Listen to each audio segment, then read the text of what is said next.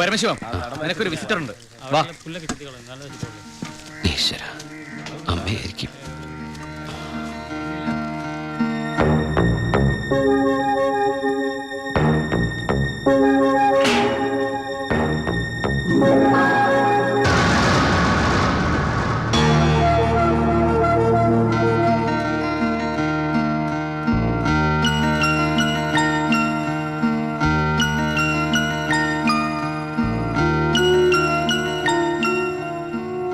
നിങ്ങളുടെ Dubai Poojappura central ജയിലിന്റെ അകത്താണെന്ന് ഇവിടെ വെച്ച് കണ്ടപ്പോഴാണ് മനസ്സിലായത്. താൻ എന്താ എന്റെ അടുത്ത് പറഞ്ഞത്? അന്ധയായ പെൺകുട്ടി തനിക്ക് വേണ്ടി കണ്ണിൽ എണ്ണ ഒഴിച്ച് കാത്തിരിക്കുകയാണെന്ന്, അതും ക്രിസ്ത്യാനി ഷേക്കിന്റെ വീട്ടില്, അല്ലേ? അച്ഛനും കൊച്ചച്ഛനും അറിയാതെ ഞാൻ ഇവിടെ വന്നത് നിങ്ങൾ കണ്ട് രണ്ട് വർത്താനം പറയാനാ.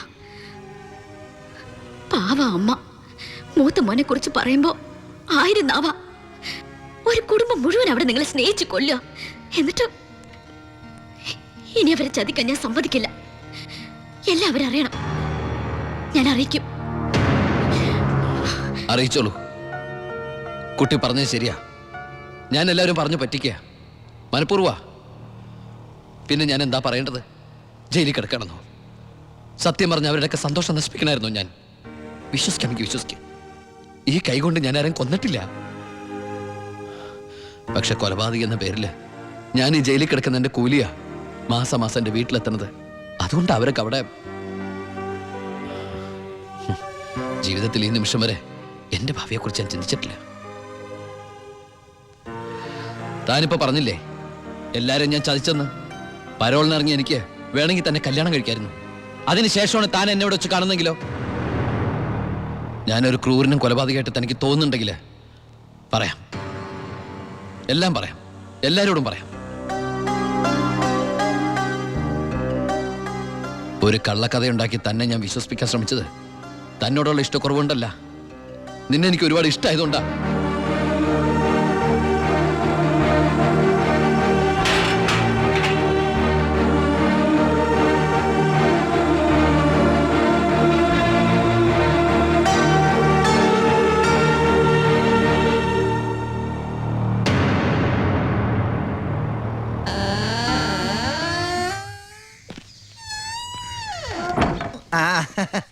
എടാ, എന്നെ നിന്റെ ഒപ്പം ഇറക്കി വിട്ടാൽ മതി. ഇവിടുത്തെ ഏമാനോട് കാല് പിടിച്ച് ഞാൻ പറഞ്ഞു, കേട്ടില്ല. ദേ ചവിട്ടി പുറത്താക്കി. ആരെ നീ നോക്കണത്? നമ്മുടെ ആൾക്കാരെയും കണ്ടില്ല. അവർക്കാർക്ക് ഇനി നിന്നെ വേണ്ടായിരിക്കും. നീ വിഷമിക്കണ്ട. അത്യാവശ്യം ദുബായ് സാധനങ്ങൾ വാങ്ങാനുള്ള കാശ് എൻ്റെ കയ്യിലുണ്ട്. പിന്നെ ഒരു ഡ്യൂട്ടി പെയ്ഡ് ഷോപ്പും ഞാൻ അടിച്ചു മാറ്റിയിട്ടുണ്ട്.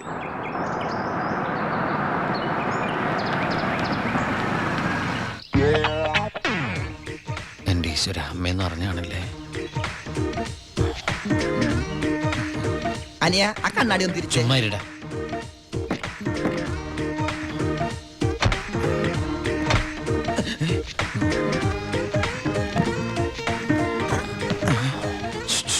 ഷൂവോ? ഷൂ അല്ല, ചെരുപ്പ്. അങ്ങോട്ട് നോക്കിയേ.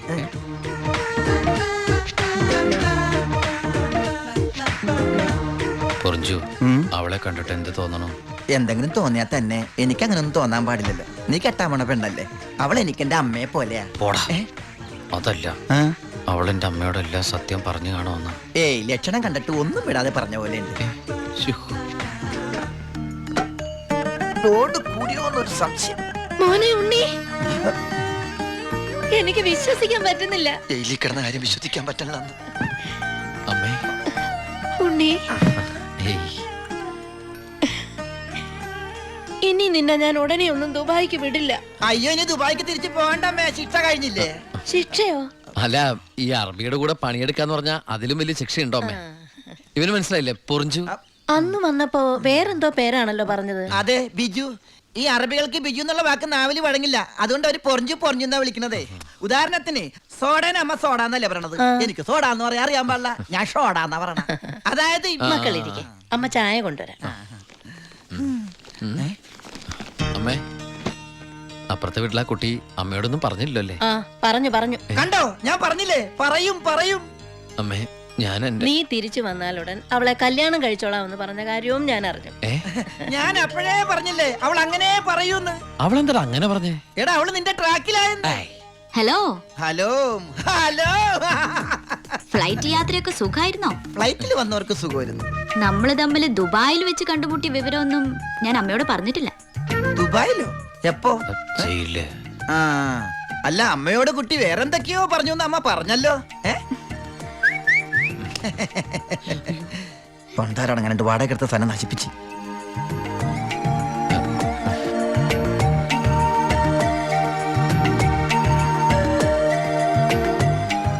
അച്ഛനെ കണ്ടില്ലല്ലോ. അതിനിത് പള്ളിയല്ലല്ലോ. കുട്ടിയുടെ അച്ഛൻ. അച്ഛൻ വൈദ്യരെ കാണാൻ പോയിരിക്കാ. ആ കുഴമ്പ് വാങ്ങാൻ പോയതായിരിക്കും. നിന്നെ ജയിലിലിട്ട് ഇടിച്ച ഇടി ഒരു എപ്പിസോഡ് പോലും വിടാതെ കുട്ടി കണ്ടതല്ലേ? ഒരു മിനിറ്റ്. ഒരു മിനിറ്റ്. ഒന്നും കൂടി വരൂ. ഒരൊറ്റ മിനിറ്റ്. എന്താണ് സീക്രട്ട് ആണാ? കണ്ടോ? അതെടുത്തേ. പെൺകുട്ടികളുടെ മുമ്പിൽ ആളാവരുത്.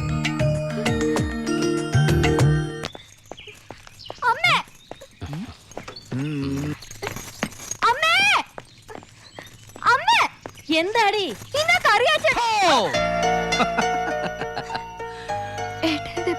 ആ എന്താടി ഏട്ടനെ കണ്ടിട്ട് പഴയ പോലത്തെ ഒരു സന്തോഷമില്ലാത്ത? എന്തിനാ മോളെ? നിന്റെ മുഖം കണ്ടാൽ എനിക്ക് അറിഞ്ഞൂടെ എന്താ പ്രശ്നം? ഏട്ടാ, കറിയാച്ചൻ ഇന്ന് കോളേജിൽ വന്നിരുന്നു. കാശിന്റെ കാര്യം പറഞ്ഞു കുട്ടികളുടെ മുന്നിൽ വെച്ച് എന്നെ ഒരുപാട് ചീത്ത പറഞ്ഞു. അമ്മേ, അമ്മേ, എന്താ മോനെ? ആ കറിയാച്ചൻ ഈ മാസത്തെ കാശ് കൊടുത്തില്ലേ? 6 മാസമായിട്ട് നീ കാശ് അയച്ചില്ലല്ലോ മോനെ.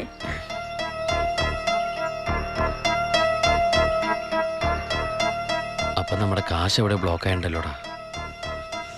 എന്തായാലും കറിയാച്ചൻ എനിക്കൊന്ന് കാണണം.